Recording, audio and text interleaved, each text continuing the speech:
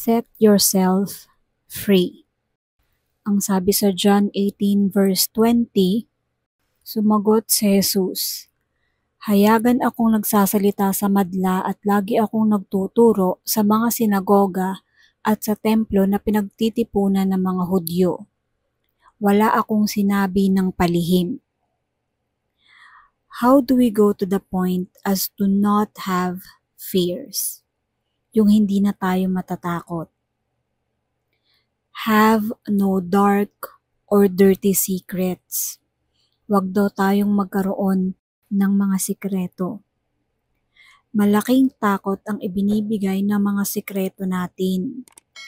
Lalo na yung mga sikretong marurumi at madidilim.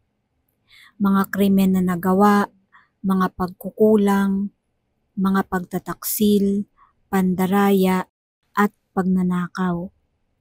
You create even your own shadows. At ang mga taong may mga malalaki at maruruming lihim ay maraming takot sa buhay.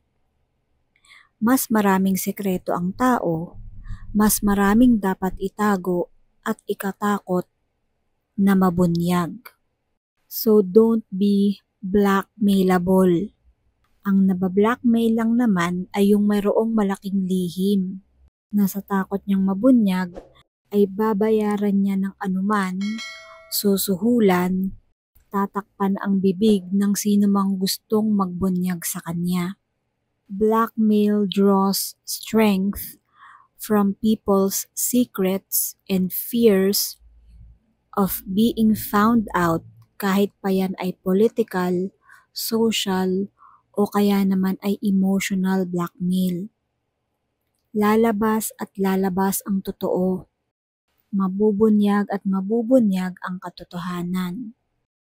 So no fear means no deception. Gusto mong mabuhay ng malaya sa takot? Huwag kang mandaya. Huwag kang magnakaw. Huwag kang mangumit. Huwag kang manlinlang. Dapat totoo ka. Hindi ka peke. Set yourself free from falsehood and ignorance. Hiding, needless suffering, and fear itself. Kung mayroon kayong dapat ipagtapat, ipagtapat nyo na para matapos na ang inyong pagdadala at ang inyong pagkatakot. You will have momentary discomforts kapag kayo ay nagtapat na. Magkakaroon din kayo ng kahihiyan. Kayo ay uusigin at pagbabayad. Pero ang tunay na bunga nito ay ang inyong kalayaan. Kahit hindi kayo nagbayad o nagmulta, mas malaki pang ibinabayad nyo sa pagtatago ng isang sekretong nagpapahirap ng inyong loob.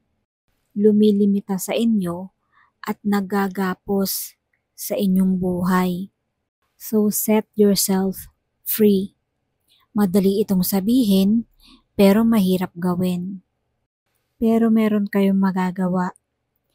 Pray for it, makipag-usap kayo sa Panginoon, and set yourself free.